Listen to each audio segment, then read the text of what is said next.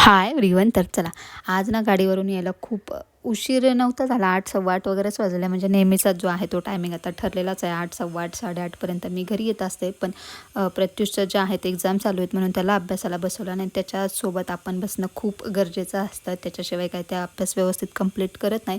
पण सोबतच ना मी आज म्हणजे त्याच्यासोबत बसून लसूण वगैरे निवडून घेतलेला. मेथीची भाजी करायची होती. मेथीची भाजी जी आहे ती निवडून घेतलेली आणि आज संडे होता म्हणजे नक्कीच नॉनव्हेजच असणार आहे घरात म्हणून वाटणाची तयारी करत होते. इथं वाटण्यासाठी मी कांदा, टोमॅटो, खोबरं, आलं लसूणची पेस्ट या सगळ्या बेसिक गोष्टी ज्या आपण वाटणच्या भाजीला टाकतो त्याचं वाटण बनवून घेतलेलं. आज मेथी मटण होतं आणि मटणची ना रस्सा भाजी जी आहे ती मला बनवायची होती. खूप जास्त लेट झालेला कारण प्रत्युषचा अभ्यास घेता घेताना मला 9 सव्वा 9 जे आहे ते झाले होते.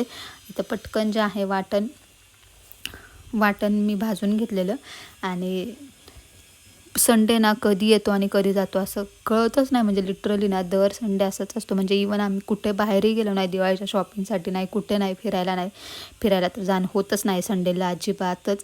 पण दिवाळीची शॉपिंग नाही, काही नाही तर इतकं म्हणजे दिवसभर सकाळी उठायचं, नाश्ता, दुपारचं जेवण, परत पाणीपुरीचं सामान आणायचं, पार्सलचं वगैरे जे काही गाडीवरचं सामान संपलं असेल ते घेऊन यायचं, त्याच्यानंतर परत पाणीपुरीचं सामान बनवायचं, परत 5 वाजता गाडीवर जायचं आणि खूप जास्त हेक्टिक होतो. आणि प्रत्युष माझं काम अडवून ठेवायला हेच बेडरूममध्ये इतका जास्त पसारा करून ठेवलेला, तो पटकन आवरला.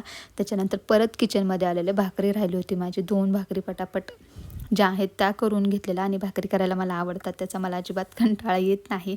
आणि एवढं सगळं हेक्टिक डे नंतर ना म्हटलं आपणच थोडीशी स्वतःला हेड मसाज करून द्यावी म्हणून. नाही तर आपलं जे खोबरेल तेल असतं ते थोडंसं कोमट करून घेतलेलं. असं म्हणतात नेहमी तेल लावताना कोमट लावावं, थोडंसं खूप गरम नाही लावायचं, एकदम नॉर्मल कोमट ज्याचं म्हणतो ना आपण तसं लावलं.